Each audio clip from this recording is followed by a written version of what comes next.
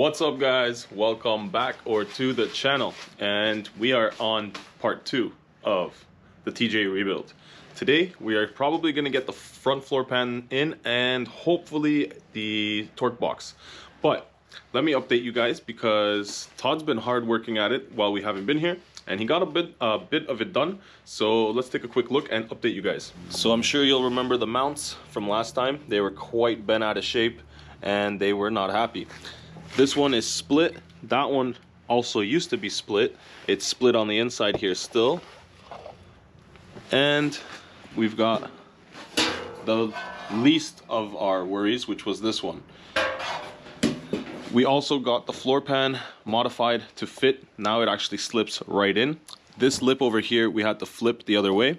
So it used to face down, now it faces up towards the driver. And that is so that we can go hop in here and weld it along that seam. You can see I started grinding it down a little bit there. I just got to grind down the rest on that side. And whoops, sorry guys. And I still got to grind down all of this. I'm also going to grind down this side and this side. Then we're going to get all the metal that we need, because I think there's a little patch we're going to have to do over there other than the pan. But the pan should go in. You can see our torque box is in. She fits perfect. We checked in the front and the back. The bolts all line up. However, I will have to get our set of new bolts, because these are the ones for the roll bar and these are the ones for the seat. You can see they definitely have had better days.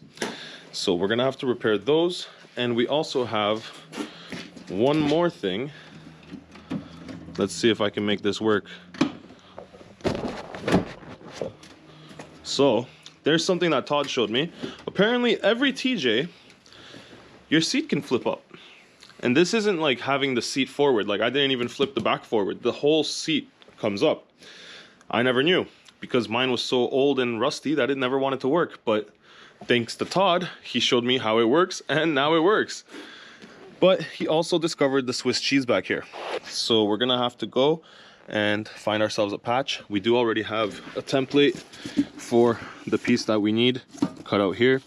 So we'll see exactly what we're gonna do back here, but we definitely have to patch that up, because you can see the torque box right there poking through. So there's gonna be a little bit of repair there, but something that at least we caught now and we'll be able to take care of. So let's go, let's grind down the rest of that. Let's get this torque box and this floor pan in, and yeah, let's see how much we can get in there today.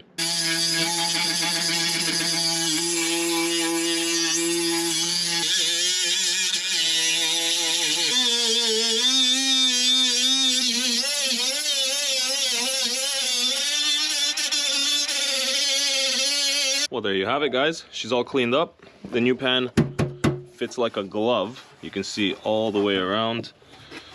She's looking pretty. There's a little patch right there we're gonna have to make, but honestly, I couldn't ask for anything better. This is how I pretty much envisioned it. I'm surprised at how much of this survived. I was thinking that we were gonna have to patch that entire corner, but not too bad. Honestly, could have been a lot worse. So now, oh, and I forgot to mention, we're gonna be plug welding most of it. So there's the holes for the plug welds. And yeah, now time to unhook the battery and give her the juice. And surprisingly enough, the Milwaukee grinder's been working pretty good today. Charging up a battery right now. I don't know, something about it is not happy because it's flashing at me, but I'm gonna need 2 hands to pull her out of there. So I'll check on you in a second. But somehow, some way, it didn't die on me this time. It usually gets caught up and stuck every, like, I don't know, 30 seconds or so. Whenever it feels too much pressure on the tool, it kind of stops. Today, it was doing great. So I have to say, it redeemed itself. But we did find the air grinder just in case, because, you know, don't want to be playing with that all day. However, we are ready to start welding. Battery's disconnected.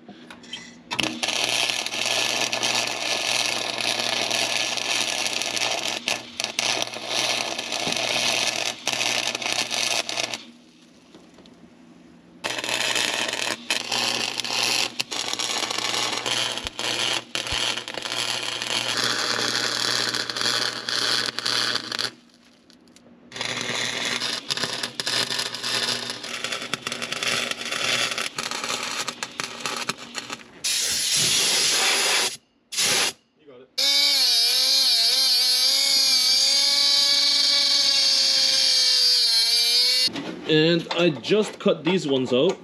I thought I was recording. I thought I got the whole process for you.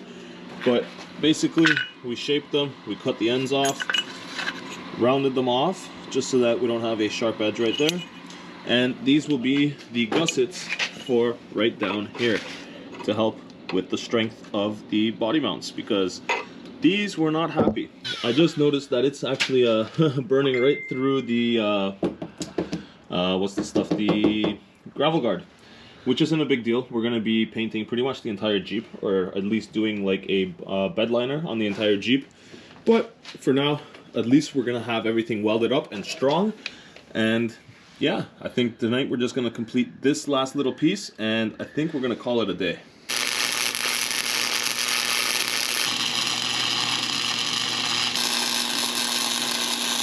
And Todd got one burned in there, so now we have gusset on one side, looking great, and we'll get one on the other to hopefully create some strength, because you know we need it. The way we've been driving this Jeep and the way that she's been bending all the mounts, this will be a nice addition.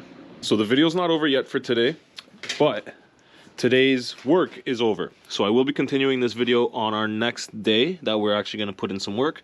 But you can see we got a couple patches going on over here, because the gap in there was so big that it was either put a large patch, or we were going to do two patches like this and then fiberglass and then seam sealer over that. And over here I think we're going to do something similar with that hole. But you can see the rest, all the plug welds are in, and the next step will be to seam seal everything and then actually have it somewhat watertight. So then there's going to be this, which we have to bolt in still. So I'm going to have to get a couple bolts, because all my bolts are broken, but that's not a big deal. And we'll have to get a couple new bolts for the body mounts, as well as a couple new bolts for the roll bar and for the seat. So that's going to be our next step. So I'm going to get myself some seam sealer, some fiberglass, and the bolts. And next step we're going to do is seal everything up, put the bolts in, and hopefully get that bottom torque box in. And then this side should be pretty much done, except for that little Swiss cheese in the back, but that we might just fiberglass. So we'll see what's going to happen. It doesn't have to be pretty, it just has to be rigid and strong and sealed. So that's going to cut it for now. But like I said, this video's not over. Me and Todd are going to go take a rest. We're going to get back at this, and we're going to tackle it again, hopefully soon. And hopefully we'll get this thing done soon. But yeah, that's the end for today. Let's get some rest and let's get back at it. Well guys, welcome back to day 3. And I just want to give a quick shout out to today's sponsor of the video, GRECELL. Now this is their T500 power station. And this thing is awesome, whether you like going camping, off-roading, overlanding, or working here in the shop. And I say working here in the shop because that's where I've been getting the most use out of it. From charging up my batteries for my power tools, to the camera batteries to tape this video for you guys, to charging up my phone, and even some lights. And the best thing about this is it has its own built-in light too. So you can click the light button and you've got a flashlight that is actually pretty bright. And honestly, it's super portable. Even if you don't have a cable with you, you can still charge your phone by placing it on the top. There you have it, it's charging. But honestly, I love having a power station around, because you're not always working in a shop or in a garage. Sometimes you need to go portable. So I grab this guy with me, and I have power with me whether I'm in the parking lot, whether I'm outside in the field, on the trail, wherever I am. This thing always comes with me. And just to give you guys a quick idea of what you can power with the T500, it has 519 watt hours and it has 500 watts of available power. You can charge a laptop around 10 times, a 32-inch TV can run for 7 hours, a CPAP without the heated humidifier can run for 29 hours, your GoPro, you can get 79 recharges on GoPro batteries, 110 hours on a 4-watt floodlight. You can run a mini fridge for 11 hours, you can recharge your drone 4.9 times, your smartphone 44 times, or a Nintendo Switch 27 times. And honestly, I like this thing mostly for its portability. I do have other power stations, but this one is great because it's not too heavy. You can see I can lift it easily with one hand, I'm not struggling, like one finger even, and it's not too crazy to carry around. It also has bumpers on it, so personally, I like this one the best for portability and for bringing with me, but they do have other options, bigger and smaller. So definitely go check them out. I'll leave the link in the description. And if you guys are interested, then go over there and see if they have one that's gonna fit your lifestyle. And a quick update of what we've got going for you guys. So the floor pan is mostly in. She is definitely secured. She tack welded all the way around. And all that's left for this is to do the seam sealer over top and seal up all the seams. So this will be completed once I get the seam sealer, which is on its way. This will touch up with more of the gravel guard when we have to do the rear. We're going to do the corners, so these guys have to get cut out right along here, and we're going to do those guys in gravel guard. We're going to do the whole side, but to be honest with you, I'm kind of hoping or thinking that I'm going to do the entire vehicle in like a rhino liner and just say screw this gravel guard and just do the entire thing in a yellow rhino liner, inside and out. That way we don't have any worries of rust and this coming back, because we still need to deal with the rear, which we have some metal for actually over here. And I know it looks a little bit funny, it's a boot and some guy's ass, but this is a panel off of the side of like a Sprinter van or one of those like work vans. So this is automotive grade and automotive material, and it is the right thickness to repair the floor. And I know it looks a little thin, but this is the right thickness. So we're going to be cutting out panels from this, stripping off the paint, and putting that in to patch up all the Swiss cheese back here. We did, however, finish the gussets. So we've got these guys strengthening up all our mounts, so our mounts are now not gonna fold on us and not gonna give up on us. I also went to Home Depot and I picked up all the bolts that we needed. So I've got, these are for the body mounts, so we've got 6-inch long bolts for the body mounts, and then I've got, which I thought were M8s, which I got here. They were not M8s, so I got all of this hardware thinking this was the right hardware, which it wasn't, because I did a bunch of research and that's what the OE stuff is that came on the Jeep from the factory. However, the new parts do not use any metric hardware. So if you're replacing any of your floorboards or any of your torque boxes, it's going to be all standard hardware. And if you look at the torque box over here, so this is the inside.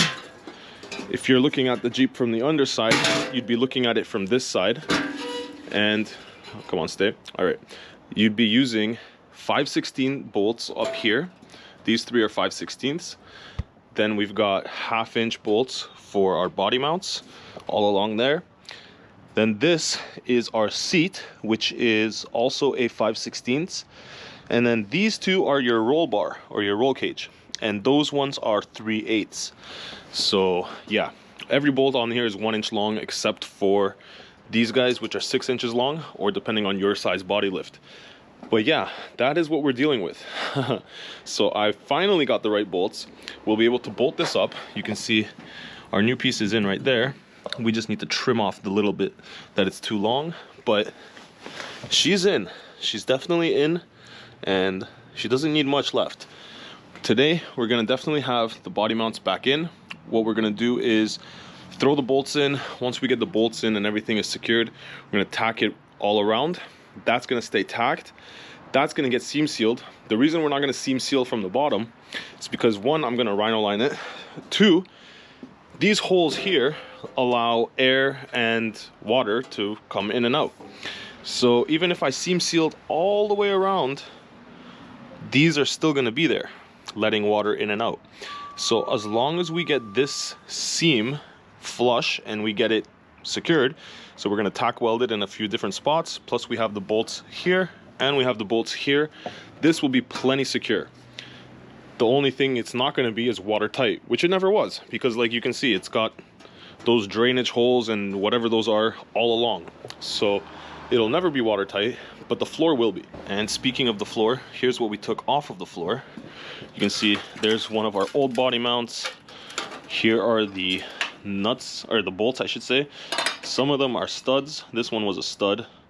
This one was a welded bolt, like, yeah. Yeah. But I think the next plan of attack is Todd's gonna weld up this side. I'm gonna go to the other side and start cutting out what I can so that we can already have that side prepped to get the new stuff in. And then once we're done both sides, then we're gonna move on to the back, which is gonna be interesting because I believe this is seam sealer right in here. I think that's what that is. If you can see, I don't know if the camera's gonna focus on it, but it's like cracking. So you can kind of see that it's, yeah, like I believe that's seam sealer. Either way, we're gonna figure it out. There is a lip, like this comes out at a 90 and this comes out at a 90 and they meet in the middle. So I'm gonna see if maybe we can get some seam sealer to fix that, or what we're gonna do, or if we're just gonna tack it on the inside. But I think that's what we're gonna have to do. I think we're gonna have to get like some panel bond or something. And yeah, like the 2-part epoxy panel bonder. That's what it's looking like. But that's okay. Once we get to that, we'll get to that. So we need the torque box to come down and over to get the bolt in. But she's not really lining up. So we're trying different things. Tell me when. Okay. Oh, it's stretching. Doing a little. It's kind of costly. Can't put more weight on it than that. Nope. 1 second here. Well, you get that way on. Whoa! Oh, it's okay. Where are we going? It just set in. Okay, now. So I managed to get those 3 bolts in. 1, 2, and 3 over here. Now we're gonna jack the body up so that we can get the body mounts in. And we are gonna do the floor, I mean the seat, as well as the 2 in the back there. But first we're gonna have to actually bolt up the entire thing on this side. Then we can line up those bolts, because this one on the seat doesn't want to line up perfectly. Those 2 we're gonna put in just as placeholders to hold everything tight, and then we'll get them all lined up. So if I go through here, because this gives us a better pulling access. Yeah, you want me to pull on it? Oh, push on it. Yep. Push with your foot. Yeah, let go. Yep. Okay, push. Oh yeah, that's moving the frame around. Yeah, hold it the whole time. Work it. That thing just, that's just zoomed in. Okay. Well, after a long battle, we got her all in. The seat bolt is in. The 2 roll bar bolts are also in. However, the roll bar bolts will be coming out for us to get the floor done around it and under it. Like I mentioned before, this is a template that we're going to be using. Not sure exactly which way Todd did this, but this is our template for the back. We're hoping to do this one with metal. If we have to, and we get into some kind of a situation where there's not enough metal there, then we are going to use some fiberglass to build up the strength.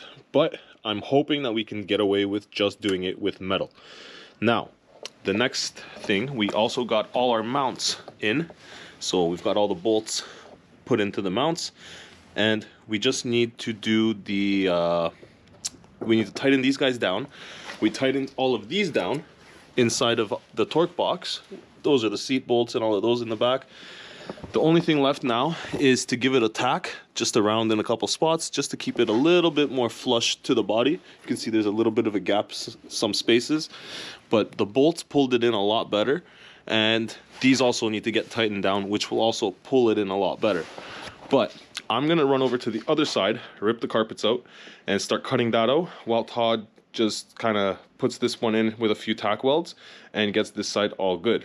But you can see she's sitting a lot better, and like Todd just mentioned, I think we gained an inch at least of clearance, because we were sitting lower in the front as well as in the middle, so the Jeep wasn't exactly level. So now she should be sitting a lot more better, a lot more happy, and you can see it's a lot more straight. It's not dipping down, it doesn't have those weird kind of suspension dips. But yeah.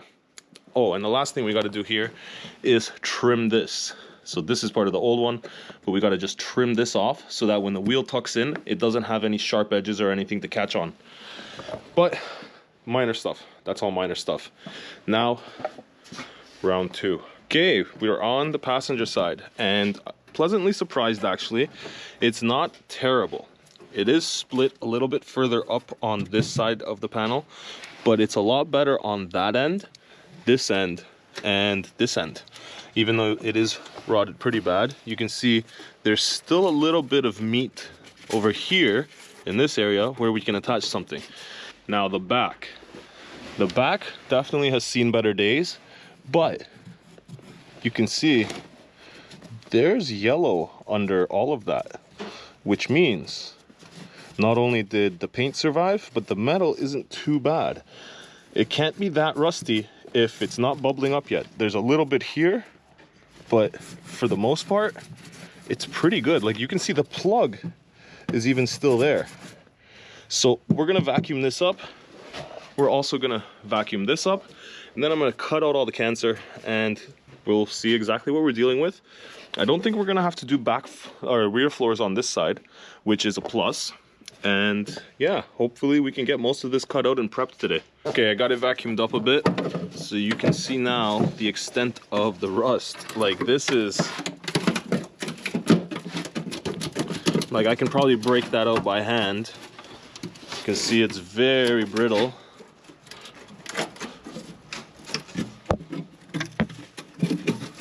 And there is our torque box, which from the other side looks good, but from this side you can see she's starting to rot and she is starting to bend as well.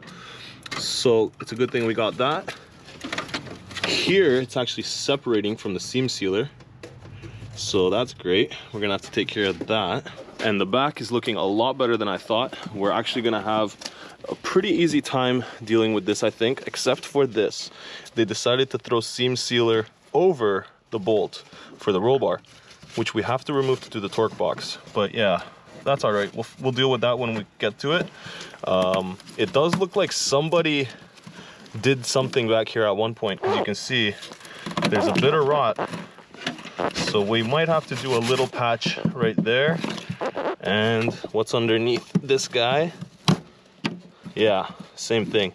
There's a bit of rot. It's still good, like it's solid. It doesn't want to break off, which is good, but it will be something that we have to just take a look at and address.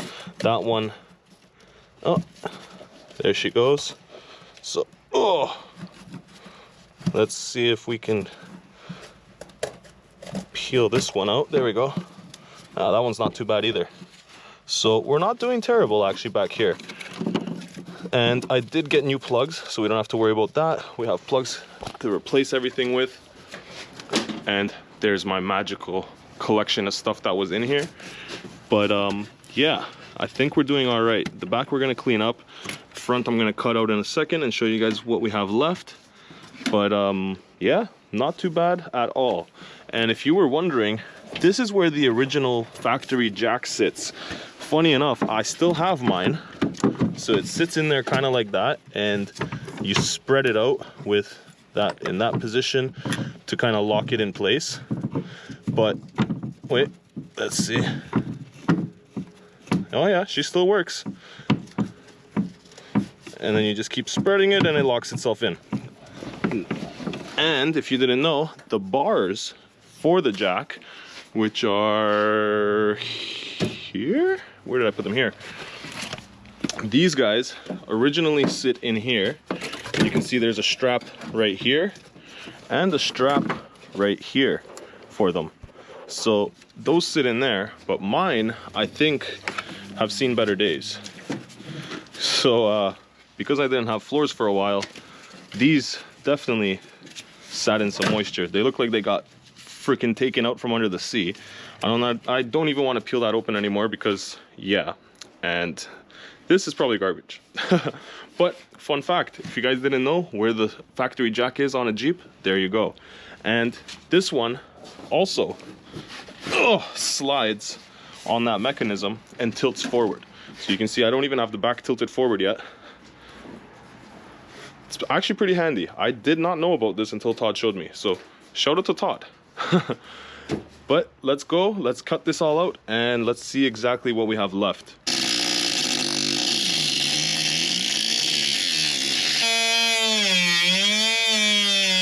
Well, kind of sad, but that was 2 batteries. You can see we got from here up and then maybe about 6 inches around there. So we've still got probably another 2 batteries left, but we're making some progress on this side. At least we're getting that pan in, or that patch I should say. The mounting bolt over there, as you guys can see on Todd's channel in his video, was too long, so we had to trim it and get the pan to fit over it. He did manage to make one solid patch, so that we'll be putting in 1 piece of metal over there to patch all that up, and we should be nice and strong and fixed. But the only thing left is to keep at it on this side, because she's definitely rusted out. So we just got to cut this and finish getting all the crap out so we can get the new stuff in. And since we're still waiting for both of these batteries to charge, I can't even plug one in right now because it's telling me, oh, now it's charging. They were both saying too hot and they didn't want to charge. So now we can charge one, wait for that, and keep going. All right, no more playing around. Time to pull out the big boy. Obviously, this guy doesn't fit perfectly in there, which is why I like using the little guy. But sometimes you can't use it because it doesn't want to work. So we're gonna suck it up and try to get it done with this.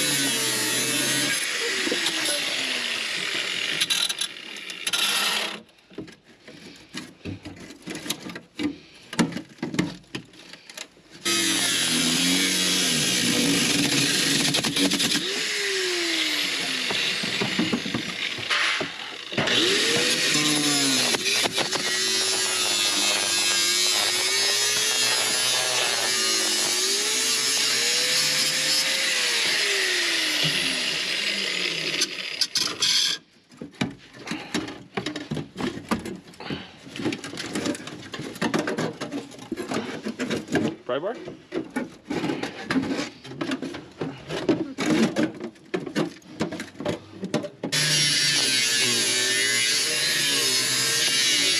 Okay, we got the floor cut out and we've got most of the torque box cut out. So the torque box is split right here.